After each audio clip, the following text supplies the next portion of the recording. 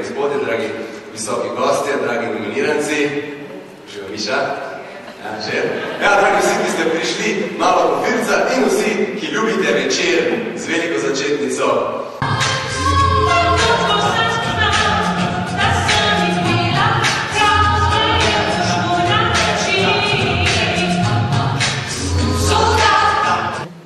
Vseh 10 nominirancev je dokaz, da se tudi po internetu najdejo kvalitetne, hudomušne in iskrive domislice in ker je na koncu vsakega izbora pač samo en zmagovalec, so blogerji letos po spletu največ ocen dali izjavi.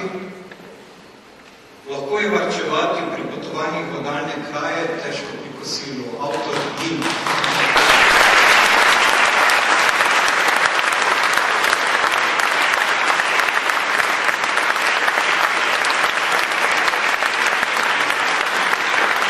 Vsak vrh so se odgostile naslednje 3 izjave. 3. mesto je osvojila izjava: nismo v Ljubljani najbolj pametni, ne vemo vsega. Matjaž Gantar.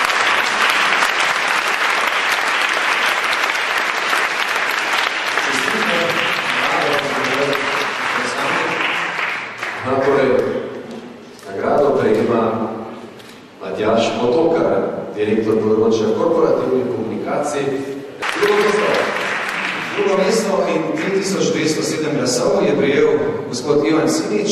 Vse je odvisno od posameznika. Ali šparaš vse življenje in si tik pred smrtjo kupiš hišo, ali pa najameš kredit zanjo in jo odplačaš tik preden umreš.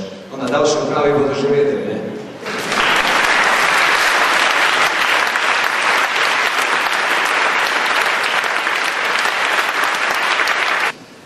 In prvo mesto 3362 glasov so pravci namenili izjavi: fanti in dekleta, odgovornost do naroda se začne v postelji in Franz Rode.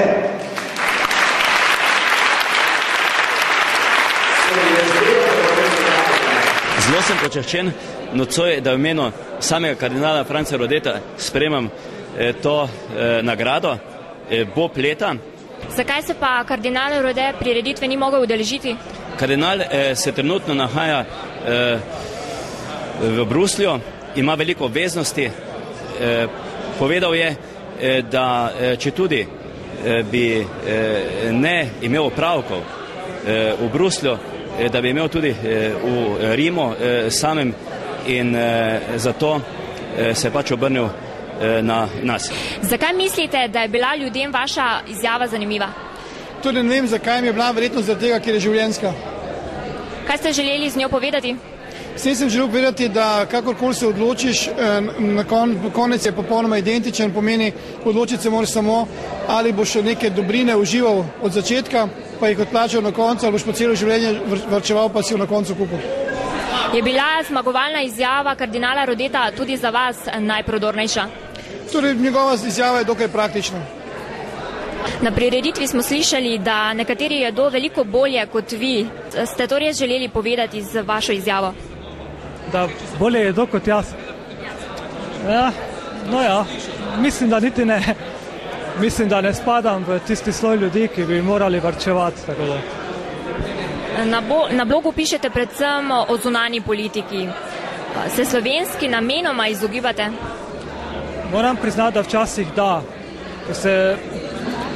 Moram priznati, da zunanja politika je nekako malo bolj oddaljena od človeka, da se človek tako ne skrbi, glede domačih stvari pa zna biti tudi včasih problematične. Kako pa bi pokomentirali zmagovalno izjavo kardinala Rodeta? Nažalost se ne strinjam. Kako ocenjujete letošnjo akcijo Bob leta? Ja, letošnjo akcijo se vsekakor ocenjujem kot zelo uspešno. Moje osebno mnenje je, da je bilo izbranih 10 zelo kvalitetnih izjav in mislim, da so tudi prave izjave zmagale. Kaj mislite o zmagovalni izjavi kardinala Rodeta? Mislim, da je zelo dobra, da ima prihodnost, da je to v pravim času, če bi lahko bila izrečena že veliko prej in da je spodbuja, da je hkrati domoljubna, pomeni tudi eno nacionalnost, hkrati pa tisto, kar potrebujemo, večjo rodnost. da bo Slovenija šla naprej. Mislim, da je zasluženo zmagala med nominiranci. Sem tudi vesel, da je moj kolega Simič Ivan iz Ljubljane dobil drugo mesto. Tudi njegova izjava je na mesto. In tudi to drži, da v Ljubljani niso najpametnejši. In izjava Gantar je tudi prava. In izbor je bil pravi.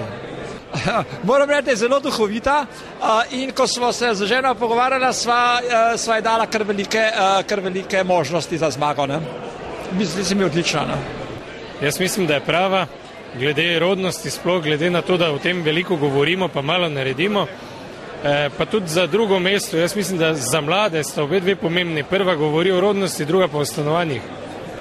Ja, mislim, da so bralci tako izbrali in da je sicer zanimiva izjava, verjetno je pa vsak drugače razume, ne?